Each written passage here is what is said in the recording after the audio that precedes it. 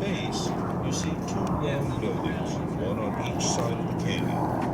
These house the 17 generators that create the electrical energy that provides the funding for the operation and maintenance of this facility. This allows Hoover Dam to operate without the use of taxpayer dollars. You'll notice the roofs on both buildings appear to have wires coming out of them. This is called the takeoff structure. From the takeoff structure, the wires carry the electricity